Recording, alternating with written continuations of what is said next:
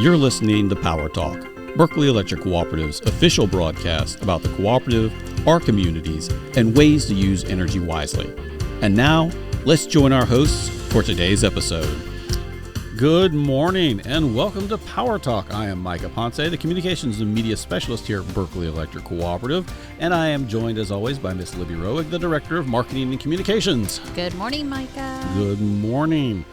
We're powering through the winter and well on our way to spring. I see it on the horizon. Yeah. Can we bribe Punxsutawney Phil? You know, we need spring. We need to figure out what his favorite snack is. Yeah. Exactly. Yeah. Well, we didn't bring snacks. I guess that was an oversight on our part. We do have some guests. We'll have to make it up to you on the flip side. But we have Mr. Brian Reese, the Vice President of Information Technology. Brian. Good morning. Glad to be here. Thanks for the invite. You're welcome. And then we have a new face here on Power Talk, Mr. Cale Conkey, who is the Cybersecurity Administrator here at Berkeley Electric. Good morning. Thank you for having me. The person that everybody loves to hate. I was going to say the least trusted guy at the co-op. Only he, during a presentation, puts a QR code up after telling you not to use QR codes, and you're like, is it a trap? Wait a minute. It's funny because every time we have any type of training, Cale comes in there and we kind of laugh about all that stuff and make fun of. I wonder who's going to click on it. I wonder if they're really going to believe us. And then when the phone calls start rolling, are you messing with me? Yeah. Well, when in doubt, fish it out. Exactly. Well, what we're going to be talking about today, folks, is cybersecurity and information technology here at the co-op. But before we get started down the road, we have to do our normal traditions here on Power Talk. Since Cale is a new face, we're going to present him with his ceremonial Power Talk mug. Da-da-da. Nice weight and nice size. Yeah. You know, nothing else. It can collect dust on your desk. You know, add it to the collection. Yeah. That's good go. The other part, though, of our tradition here is, since you're new on the show, give us a little bit of background about yourself and how you ended up here at the co-op and what you do for us. Yeah, so it started for me more than 10 years ago at Geek Squad. And that's where I learned about viruses and what people do with their computers and how to fix them and all the fun things that you can find in a computer. So. And you were hooked. Yeah, it was something I really enjoyed. Technology has always been something I really liked. Started even younger than that. I took things apart at the house and made sure they were put back together by the time my dad got home. I was going to say, I'm sure your parents love that. Yeah, So what brought you to the co-op? I worked for Charleston County for a long time doing IT, and the co-op, when the position came open, I just thought that was a perfect fit for me. Cybersecurity is something I was working towards for a long time, getting certificates and knowledge needed to do the job, and I was really enthusiastic, and I think I showed that in my interviews, so... Yeah, and how long have you been with us now? February 6th will be 2 years. Okay, yeah. And time flies, Cale. Time flies. Yeah. So, Brian, what is cybersecurity? Just so we're all on the same page before we get too much further down the road. I don't want to take you too deep, but I just want to kind of tell you how I got to understanding cybersecurity. Mm-hmm. So, me and Micah started roughly about the same time, 2000. Mm-hmm. Coming up on 25 years. Yeah, absolutely. And when I first started, my role was communication backhaul, basically how all the information got from A to B. I'm not more so the computer guy. I'm more a behind-the-scenes backhaul kind of guy. And back then, cybersecurity, we were more concerned about malware, malicious ware, or people breaking in and stealing our information. But as time and technology has gotten better and better, people are able to break into your system and steal. They steal data. They ransom your information, they ransom your files, and then they hold them there and they charge you. And it's always about follow the money, just like anything else. Mm-hmm. So what is cybersecurity? It's everything we put in place to protect that, to protect your data, to protect your equipment, to protect your files, and protect our systems. Yeah. So that's cybersecurity in a nutshell. Yeah, and at the co-op, it's kind of equal parts protecting the information that our members give us to establish service and the grid. Right. Oh, absolutely. So all of that stuff is very important, and we have a grid that we protect, and they're two separate networks, and we protect them differently because one has to have more accessible to the outside world, and the one is like closed-circuit TV, so to speak, for the other side. Yeah. There again, there's vulnerabilities in both, but we try to mitigate, lessen as best we can. Yeah. So. And it seems the practice of cybersecurity has really grown and taken off in the last decade. How has it changed or grown in your perspective? Brian, we'll start with you, and then Cale, you can jump in. So yeah, I'll throw them a couple of pitches. AI is a big deal nowadays. yeah. And with AI, I always tell everybody it's like having Einstein in your back pocket. And if you know how to ask Einstein the right question, he's going to give you the right answer. So with all the technology, the growth of AI, and all that information in front of you, the ability to have vulnerabilities and threat and risk have heightened. So it's our role to kind of figure out what kind of tools we can put in place. I'm going to kind of hand this off to Cale. Mm-hmm. Yeah, as new technologies get developed, there's always someone trying to break it. There's a cat and mouse game that's gone on since the beginning of time. Actually, 4 days before I was born, Time Magazine published an article that just said the new cyberspace of technology, basically, and that was 30 years ago now, and it's kind of crazy that was always a problem since the very beginning. 4 days before you were born, that's pretty impressive. Well, with the growth of the specialty, the hackers, scammers, ransomwares, whatever you want to call them, they've also become more sophisticated in their trade and are even now focusing on their customer service when they hijack your system. Cale, tell us a little bit more about that. Yeah, so attacks that surround us locally, I'll say, we've had some details come up that when they were dealing with the ransomware folks, they actually had great customer service. And I know that sounds like a weird thing to hear about for a ransomware group, but the big ones do have a reputation on whether or not you're going to actually receive your decryption key when you're done paying that ransom, or whether or not you receive any support or any contact from them at all. They may just say, here's a Bitcoin address, pay it, you might get the key. Can you kind of walk us through a ransom attack? What just real quick, keep it very high level. How would you know you've been attacked? Yeah, so the smart ones now, the big named groups, they're actually specifically attacking some co-ops. Like Volt Typhoon is one that attacks co-ops specifically, or at least energy sector companies. They'll get in, they'll kind of feel around, get some information from that environment, and then they'll deploy their ransomware usually over the course of a couple hours, and then it basically encrypts all their files, and then they leave a note of some sort just letting you know where you can contact and how to pay that ransom to receive your decryption key to get your files back, basically. So they let you know they have them, usually by providing some kind of list of everything they collected too, and it's usually private information that you don't really want out. Yeah. So my question is, what is in it for the ransomware group to have good customer service? Do they want repeat customers? So I mean, so if they hit you again, you know that you're actually going to get your data back if you pay them. I'm assuming their reputation. Absolutely, yeah. So in the case of the co-op that recently suffered some ransomware, they looked up that group name, and I won't name anything, but basically just making sure that if they did try and negotiate any kind of pricing with them, that they would receive their decryption key. And they actually had a tech support team that you could contact if you needed help afterwards, after you got the key. They would help you use their decryption software to get your files back. Pretty funny. So Better Business Bureau for ransomware. Yeah. That's the new reality that we're living in, I guess. Yeah. Yeah. One thing is, and it's pretty much across the board, so to speak. So the more people understand that the ransom, if they pay the ransom, they'll get the product. That's where these guys want to live. It's a living for them. It's how they make their money. Unfortunately, it's a corrupt lifestyle. Yeah. But they want people to have faith in paying that ransom. Yeah.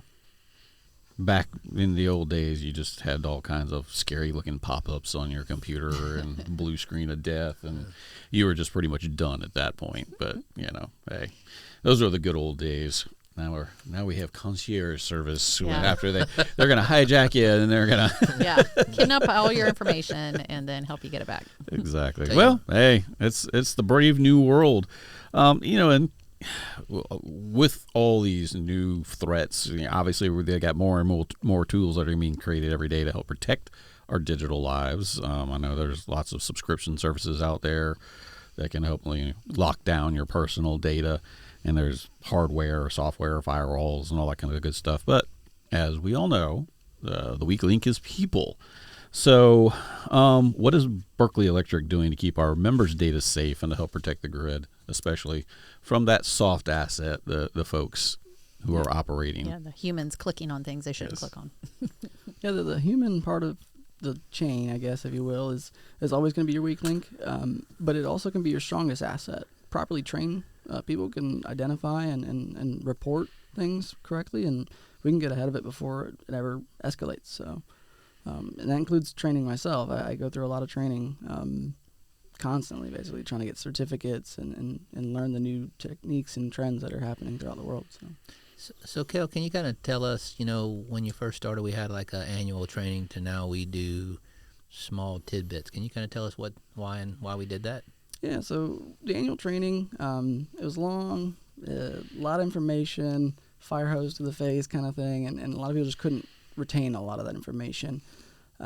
By the end of it, they were forgetting what I started with, basically. So breaking it down to having 6 or 8 trainings throughout the year, 10-minute talks is kind of how I put it. They're snapshots. Start with a funny video, something that they can remember, something they can work on and take home with them, too. I try and make it personal so that they could use it in their personal lives as well. Yeah. So. And then you set booby traps all throughout the year. Yeah, part of it is fishing. Fishing tests that go out 12 to 14 times a year. I'll try and test everyone here in the company, including the CEO, just to see that they know how to recognize what fishing looks like. Well, I mean, we were talking about, how it's changed over the years, technology in general. But back in the day, it was sort of almost more of a brute force type of thing. They would try to break into your network and force their way in. And now you mentioned phishing. That's much more of what they call social engineering. Mm-hmm. They try to find out information about you or try to press some sort of lever that will make you take an action, usually by, creating anxiety in you in some way if you don't take the action that they want you to take. Yeah. My sister had one of those attempts on her, and thanks to Kale's training, I was able to advise her against clicking on the email. But it was a fake email from Apple saying her iCloud was about to expire, and click here to protect all your photos. And she does photography on the side, so protecting all of her photos is paramount to her. But when I looked at the original sender, it was just some gobbledygook email address. It wasn't apple.com or something legitimate. So, but yeah, they hit a sensitivity that they knew of and were able to tempt her into a trap. And fortunately, she didn't fall into it. Yeah, they always attach themselves to popular names and then try and put a deadline or a sensational topic to get you to take that action or provide that information. Yeah. As one of my side jobs is now I am now Peyton's alternate when it comes to social media, but our Facebook account is constantly getting messages that says we have violated some sort of term of service and that if we do not respond immediately, our page is going to be deleted. Yeah. That is pretty easy to spot, especially when you get one every other day. We're not that bad at our jobs where we're violating that many policies on a regular basis. We'll probably, mistake here and there, but nothing to get us deleted. I think probably I think Kale's got me once, and it was through a Facebook. It was a phishing thing. And so, I had to do my remedial training. I think, like I said, though, only got caught once. Probably the scariest one that, caused the most anxiety in me in any case. And this was early in the days when we were doing phishing attempts. And I'm not even sure it was one of ours. It might have been from the outside, but I got some sort of link from the HR department. Oh. And that, there was some sort of, action that was going to be taken against me. And I needed to click this link to review it and respond and all this other kind of stuff. And it's like, whoa. So luckily for me, I just sat there for like the next 20 minutes racking my brain trying to figure out what I possibly could have done to get the HR department after me. And so that gave me enough time to sort of calm down and then look at things a little bit deeper. And I was like, okay, wait a minute. First of all, spent 20 minutes, reviewed since I was 10 years old until now.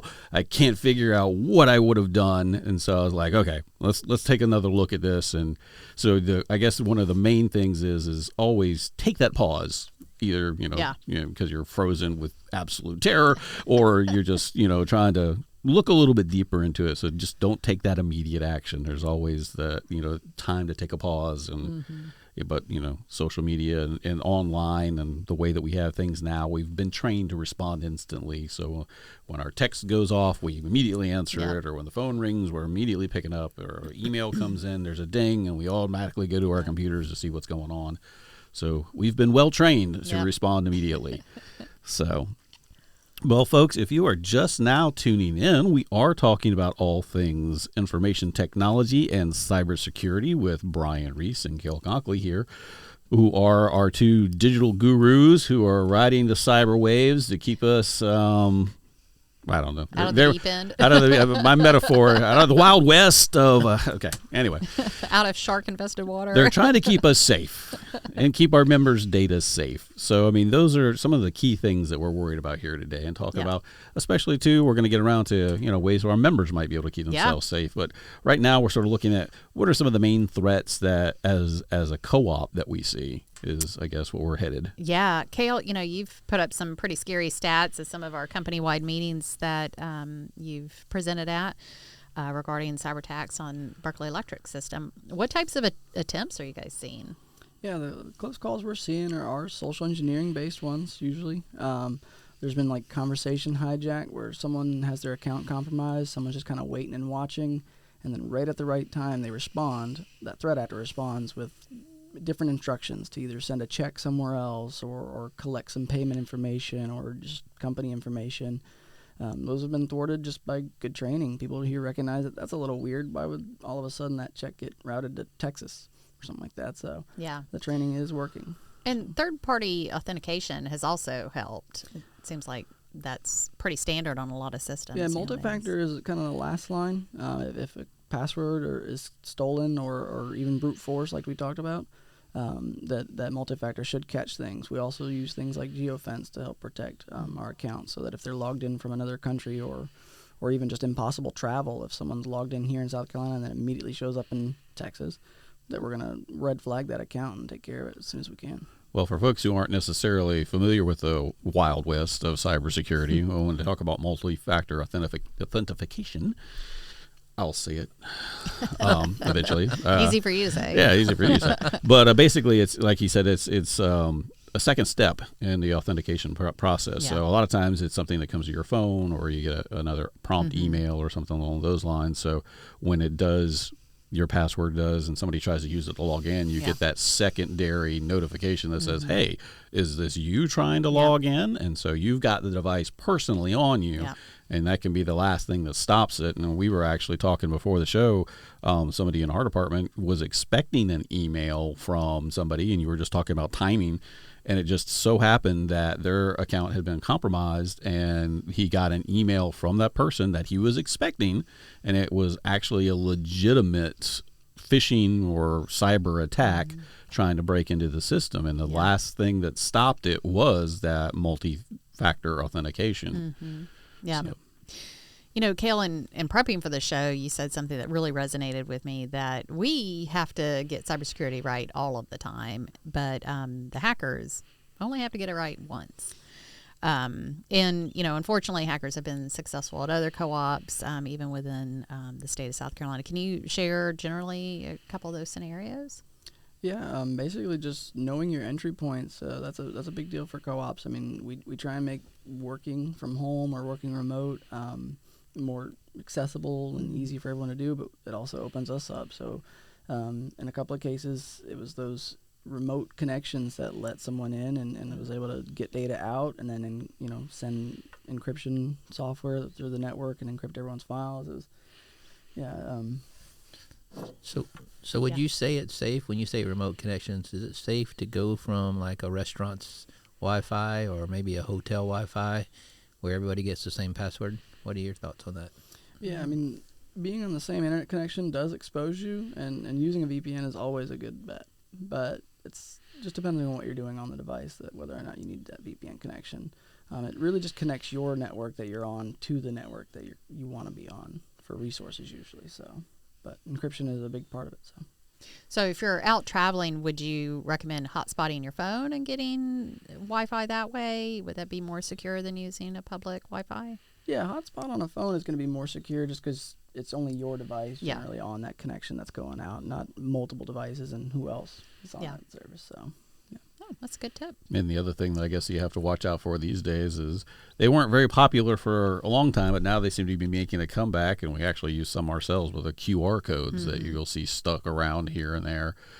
say, hey, scan this for a deal, or I mean, hey, somebody might even be at a restaurant and slap one down on the table and say, scan for our menu, and that's not the restaurant who actually put it there. Yeah. So, I mean, how do you avoid things like that? It's just one of those things where you just sort of have to go on faith, I guess. I mean, if you're not sure, verify with that restaurant, right? That they actually do QR menu. If it just showed up to them, then they should know. Hopefully, if it looks funny, if it looks like there's a sticker over top of it, or it could have been replaced, or if it looks different, just always verify. And we were talking about attacks. The co-op suffered. You sort of think, well, why? Where's the benefit in trying to disrupt the power grid or get our information? I guess, like you said, there was some social engineering that might get a hold of our member data and be able to maybe compromise their accounts and their financials. But I mean, are we seeing attacks from outside groups, larger groups, or is it like just local actors? Or are we seeing big groups, or how does that normally work, at least on the co-op side of things? Sure. So a lot of co-ops are seeing more attacks recently, and that's, I think, just because they've shifted their eyes towards, instead of big companies and bigger pockets, I guess they're going for a larger quantity of smaller or medium-sized companies. And once a group has gotten success in attacking a co-op, a lot of them have shared technologies, so they already have a playbook to attack the next one and the next one. So, Well, one of the things I like to do, I don't know what our time looks like. Plenty. Yeah, we're good. Yeah, We got okay. plenty. Yep. Well, I always like to talk about this one attack. It happened, I think it was 2015, but don't hold me to that. Years back, the Ukraine had somebody break into their SCADA network. The SCADA network is the network that hosts all of your grid information, is all your breakers, all your substations, all that infrastructure, and that's the one you really try to keep them out of. And whoever this organization is that broke into Ukraine's grid, on a nice cold winter night, they just started shutting down substations around the whole country. Gosh. And pretty much when they figured out what they wanted, it was just to show them what they could do. Wow. So sometimes That's there's just some scary. bad people out there with bad ideas. So. Yeah. So we have to think that it's not only just here, but when you start talking about warfare, Yeah. what does that look like from other countries that don't like America as much as we Yeah. do, right? Wow. And even on a more simple basis, I mean, we had an in-state co-op, and like I said, I'm in charge of social media, but they had somebody who managed to get their Facebook password and got in there, and they kicked all the administrators off, changed the password, so they literally had no access to their Facebook page. And these days, I mean, that is one of the main avenues that a lot of co-ops use to communicate with their members. So, I mean, it's kind of important, and I think they ended up not paying the ransom or whatever it was to get it back, and literally had to start over from scratch and rebuild their Facebook page and rebuild their followers. So, I mean, it can be as simple as, like I said, losing your Facebook page all the way to having substations locked out and leaving people in the dark and in the cold. Yeah. And this time of year, we definitely don't want that. No, We've got enough of a strain on the grid with the cold weather that's been plaguing us recently. So Yeah. we want to keep things nice and safe and keep everybody warm and toasty. Yep. So, I mean, we were talking about, co-ops, and obviously we have co-op. Like I said, we just had one not too long ago that got attacked. Is there anything that we do to help support other co-ops? I mean, you said that the bad actors have a network of working together and sharing resources. Is that something that we also do as cooperative? absolutely. All the state cooperatives here, we try and meet every other month, go over what issues we're seeing, what attacks we're seeing, just different threats that are seen abroad and otherwise. Some co-ops have dedicated, IT and cybersecurity personnel, but we're fortunate that I'm dedicated to that role, and then I try and help those other co-ops through gap analysis and tips and tricks that I use to basically help our co-op stay safe. Recently, I was just sharing some powerful scripts that they can run against their own environments to identify accounts that could be exposed or unprotected. So, Yeah, here at Berkeley, we're pretty fortunate, Micah. One thing, we have enough resources that we purchased and bought along the way, and we have the support of the board and the CEO that we're able to really focus on cybersecurity and have the infrastructure we need. Some of the co-ops and some of the smaller companies don't have that ability, and they have to. I'm going to use my Tony Vincent's favorite. If is the juice worth the squeeze? You know, at the end of the day, they have to figure that out, and it's a cost thing, right? And you want to spend $1 billion on cybersecurity, but really it doesn't make sense. You need to make sure your layers are good, they're in place, your infrastructure is strong, and just that committee that Cale sits on, that's a big deal because he's able to talk to all the other cooperatives and be an asset to them, and vice versa. They can provide him with information as well. Yeah. And I'm sure you learned a good bit with these recent attacks in the state and things to help shore up our system. Yeah, absolutely. I've also built relationships with Department of Homeland Security, FBI, and other groups just to try and get information sharing a little bit easier. Mm-hmm. And there's a new opportunity through the Department of Energy, their Project Guardian initiative. Tell us more about what that is. Yeah, so it's a grant-funded cybersecurity work group, basically, that's going to work nationwide with all the co-ops and energy sector companies that are not so sure how their cyber posture looks like. It's going to help them get analysis done over their environments and just see what they can do to change their environment, make it stronger, make it better for everyone. So, well, I mean, we're talking about, big things in terms of co-op wide and industry wide, but let's, I guess, take it down a minute. Berkeley Electric, we're made up of members and we serve them. So what are some of our more common scams that we are seeing that are plaguing our members? I mean, from the social media side, of course, where we always get reports of people who are, calling the phone scammers who are calling our members, and they'll be saying, we're from XYZ. If you don't pay X amount of money by 12 o'clock today, your power is going to get shut off. A little bit different from the Ukraine, but I mean, if you're a restaurant, I know a lot of times around the holidays when they have busy times, that's when, like I said, you're stressed and anxiety and things are crazy, and all of a sudden you get this call and says, pay this amount or you're going to lose your power. Mm-hmm. You might just jump the gun and go ahead and pay that amount. What are some of the more common things that like a member would see versus like the co-op itself? Yeah, so social engineering through social media is a big thing nowadays because it's used for contact. Someone might perpetrate or pretend to be Berkeley Electric to try and collect payment, and trying to verify that with Berkeley Electric can sometimes be difficult because when you Google it even now, the top result may not be the contact information for Berkeley Electric, so you just got to be careful. Go back to your resources, your bill that you might have, or even an account information that you have, and then make sure that you're talking to the right people. Cale, so would Berkeley ever call a member and say, hey, you need to pay us this money by this deadline? Would it come by telephone? No. Yeah, and actually we don't take live payment information over the phone. You've got to call our payment line that when you call the co-op, it's recorded, and we don't want you giving out your financial information on a recorded line, so that's why we have a completely segregated system that you make your payments on away from our in-person stuff. So, I mean, what are some of the warning signs that members should look out for? I mean, I think we've covered a couple of them. I know that Libby had talked about when she was looking at the email, she saw that the email address that you were responding to didn't make a whole lot of sense for who was supposedly sending it.